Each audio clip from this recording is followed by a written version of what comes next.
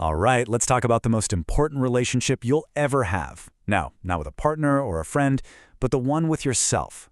Today, we're going to dive into how we can transform that inner voice from our worst critic into our biggest supporter, mixing some ancient wisdom with some really cool modern science. So, think about it for a second. Just in the last week, maybe even just today, how many times have you told someone you love them? A friend, your partner, your kids, your family? It probably happens pretty often, right? It just kind of rolls off the tongue. Okay, now for the tough question. When was the last time you said that to the person in the mirror? For most of us, there's this huge difference between the kindness we give out so freely and the kindness we keep for ourselves. So let's get into why that is, and more importantly, what we can do about it. First up, we need to talk about that critic that lives inside all of our heads. Seriously, what is the deal with that? Why is it so easy, so automatic, to become our own worst enemy the second things go wrong? This isn't a new problem. Buddhist philosophy has talked about this for centuries. It's this super common human thing. We mess up, maybe we fail a test, say something awkward, miss a big deadline, and what's the very first thing we do? We beat ourselves up for it. It's this painful 1-2 punch of making a mistake and then punishing ourselves for being human. And this isn't just in your head, it's in your body. Let's look at the actual biology.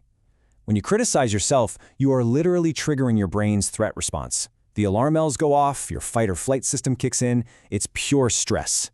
But self-love, or self-compassion, that activates the parts of your brain linked to care and connection.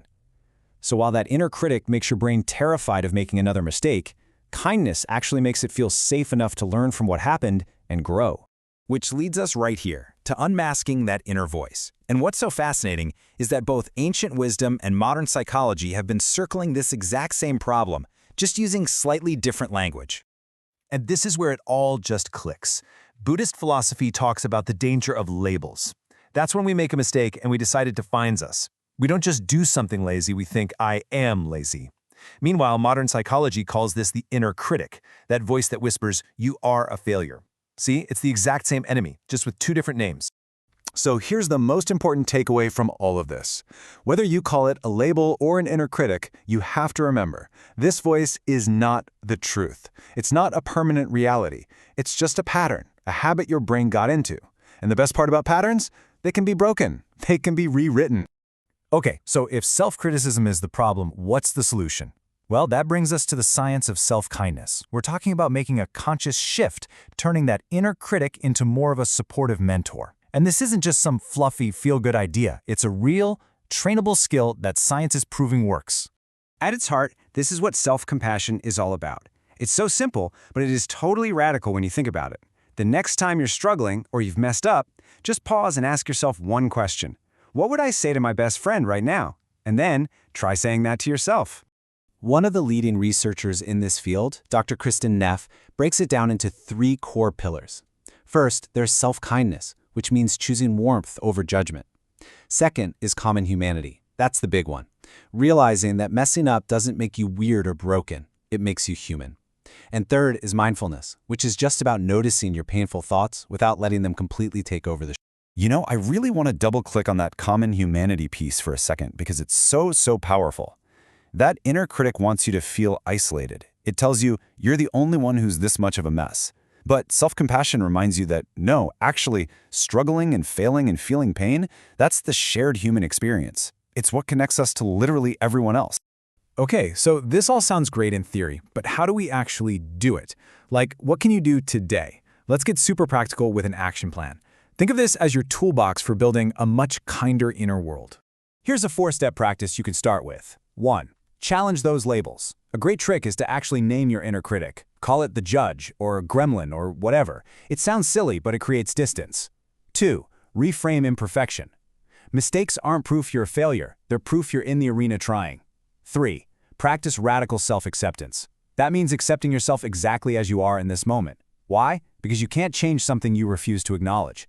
And finally, number 4. Build healthy habits. Take actions that show yourself you're worth caring for. And this is why those actions are so important. They literally teach your brain how to think differently. When you set a boundary, you're not just saying no to someone, you're teaching your subconscious that your time and energy are valuable. When you do mirror work, Literally looking yourself in the eye and saying something kind. You are building new neural pathways for warmth. And forgiving your past self, that's about recognizing you did the best you could with the tools you had back then. It's about letting go. And that brings us to our final and maybe most important point. We're going to flip a really famous idea on its head. A lot of us have this nagging feeling that focusing on ourselves is, well, selfish. But what if that's completely backward? Let this one sink in. We all know the saying, love your neighbor as yourself, but we always focus on the first part. The instruction assumes you already have a foundation of self-love. If you're constantly beating yourself up, if you treat yourself terribly, then you're setting a really, really low bar for how you love everybody else. So here's the bottom line. This work isn't selfish, it is absolutely essential. Learning to love yourself isn't about having less to give to others. It's about finally filling your own cup so you actually have something to pour from. Self-compassion is the fuel for compassion, period. So I'll leave you with this one last thought to carry with you. I mean, really think about it. Take an honest look at that voice in your head, the things it says, the tone it uses. If you said all that out loud to your best friend, would you still have a best friend? If the answer is no, then maybe, just maybe, it's time to start becoming your own best friend.